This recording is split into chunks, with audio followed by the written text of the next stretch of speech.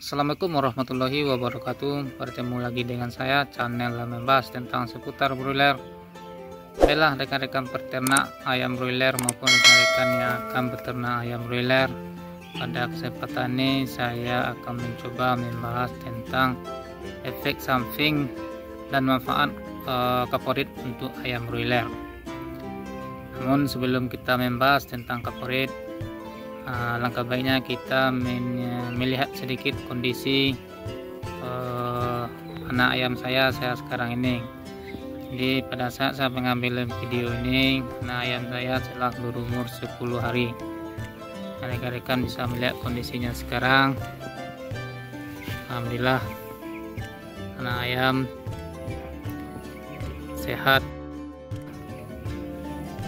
Untuk manajemen kita pada umur 10 hari ini, kita cukup menggeser tirai dalam ini rekan-rekan. Jadi sebelumnya tirai dalam kita bikin mendekati dari cigar. Namun pada hari ini tirai dalam kita geser ke bagian tepi. Jadi bagian depan sampai bagian belakang telah terhubung dari tirai dalam kita ini.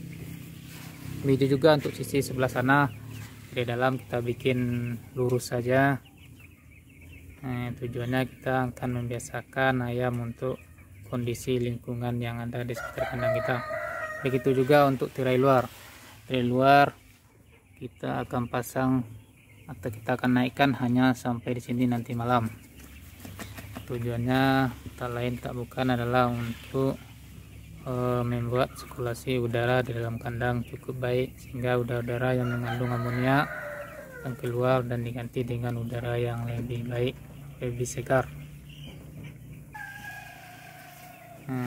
Untuk pengutipan pada broodingnya ini tidak kita lakukan pengutipan, kita lakukan pengutipan yang sebelah sana yang telah dilakukan oleh saudara kita bekerja di kandang.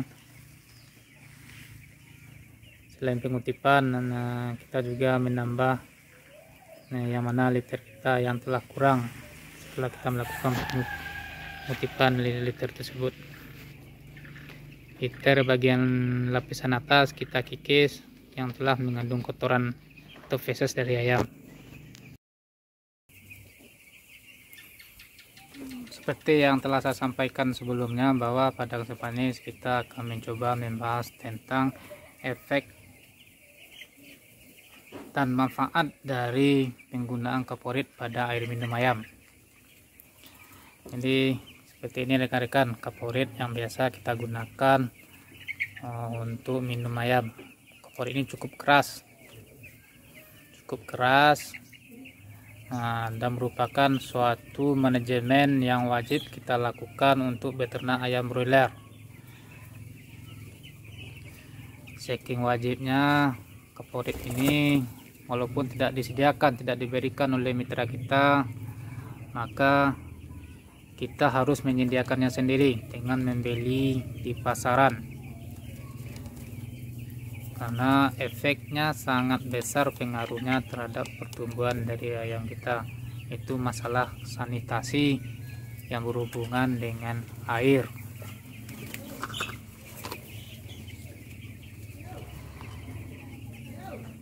Salah satu penyakit yang sering terjadi akibat dari sanitasi air yang tidak baik adalah masalah atau penyakit koli. Penyakit koli ini berasal dari bakteri E. coli. Ini seandainya peternakan kita kena wabah E. coli, sering-sering kita melihat anak ayam kita itu seperti kurus, bulunya kusam, nafsu makan turun, pertumbuhannya tidak baik, diare yang berwarna hijau dan berbau khas. Inilah ciri dari penyakit E. coli tersebut. Maka dari itu salah satu cara kita untuk mengatasinya adalah dengan melakukan sanitasi air minum dengan menggunakan kaporit. Sanitasi air minum bisa juga kita lakukan dengan cara memasak, tapi tidak mungkin rasanya kita lakukan pada peternakan ayam broiler ini. Maka pilihan kita adalah menggunakan kaporit atau klorin.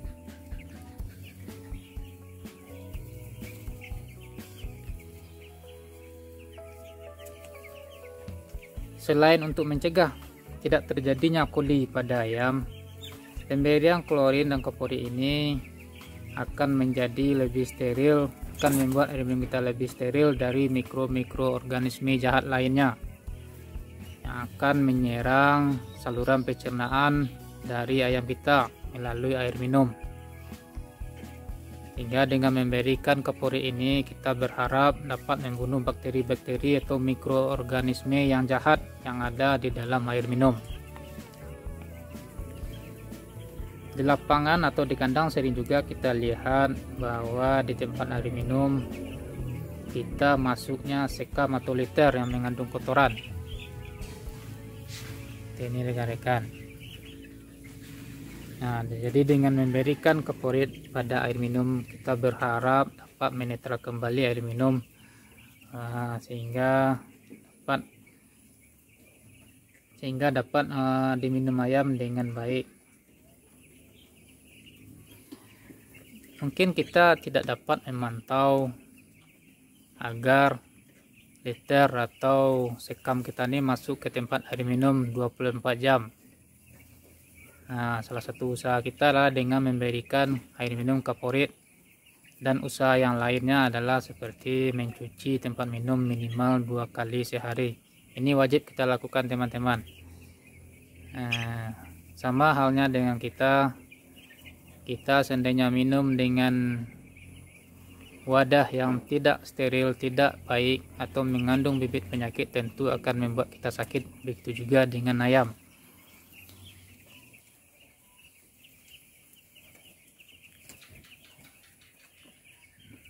Kaporit ini fungsinya untuk meningkatkan pH air. Sebagaimana kita ketahui, kaporit ini bersifat basa,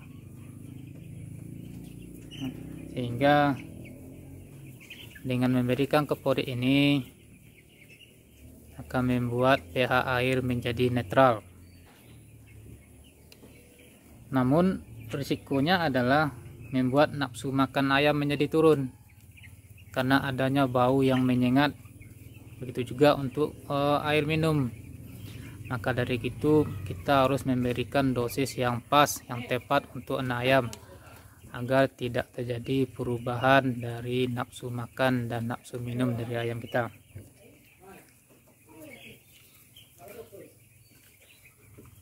Begitu juga penggunaan kaporit secara terus-menerus. Ini juga tidak baik untuk ayam kita, karena akan menyebabkan iritasi pada pencernaannya.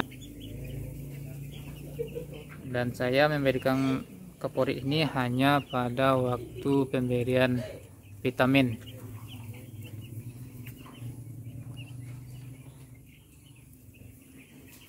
Saya takutnya dengan memberikan kaporit saat pemberian kita dengan antibiotik akan mempengaruhi kadar atau susunan kimia dari obat antibiotik kita. Makanya saya tidak melakukan atau memberikan kaporit pada air minum saat memberikan obat atau antibiotik. Begitu juga saat kita akan melakukan vaksinasi untuk ayam kita, itu vaksinasi ND clone. Jadi sehari sebelum melakukan vaksin kita tidak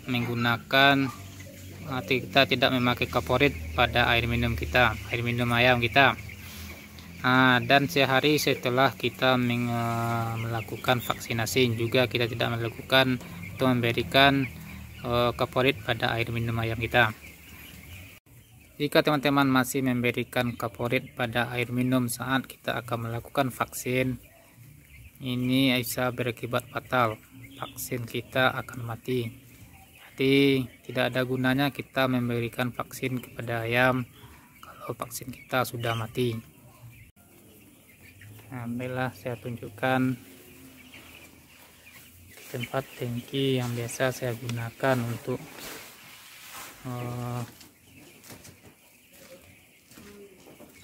ini teman-teman, yang saya gunakan untuk air kaporit.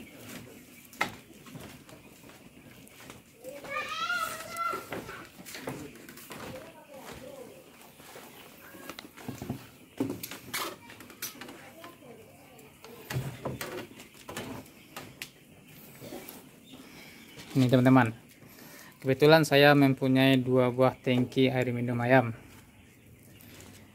Yang ini drum untuk mengaduk obat-obat dan vitamin.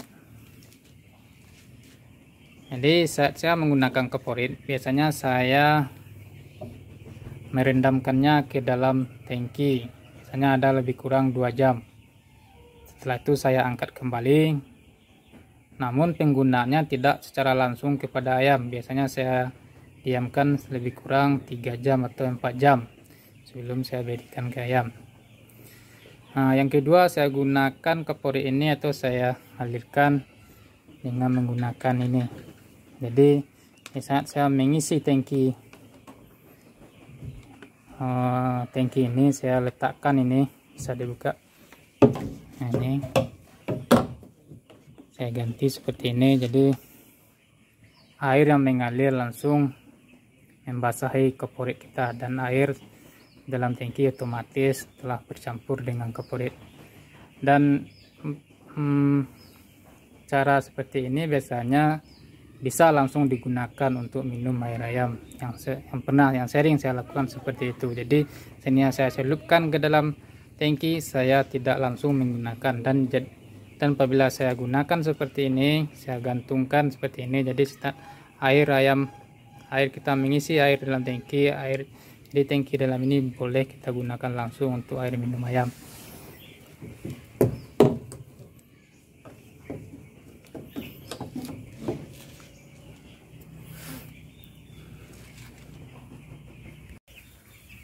Saat saya memberikan vitamin, padahal sebelumnya saya sudah memberikan kaporit pada air minum. Jadi 2 jam sebelum memberikan air yang mengandung vitamin, tangki air yang mengandung kaporit, saya tutup kerannya dan saya ganti dengan tangki air murni. Begitu juga setelah pemberian vitamin, 2 jam setelah pemberian air murni, baru saya gunakan tangki, saya hidupkan kembali tangki yang mengandung air kaporit. Itu juga seterusnya teman-teman. Demikianlah berbagi saya pada kesempatan ini, berbagi pengalaman dengan rekan semua. Bukan maksud menggurui atau mengajarkan teman-teman, ini sekedar berbagi apa yang saya lakukan di kandang, apa yang saya lakukan di kandang saya. Jadi jika video ini bermanfaat, silakan teman-teman subscribe dan share pada yang lainnya. Jika ada yang kurang dalam penyampaian, jika ada yang kurang dari peternakan ayam broiler saya, silakan mengisi kolom komentar. Terima kasih. Assalamualaikum warahmatullahi wabarakatuh.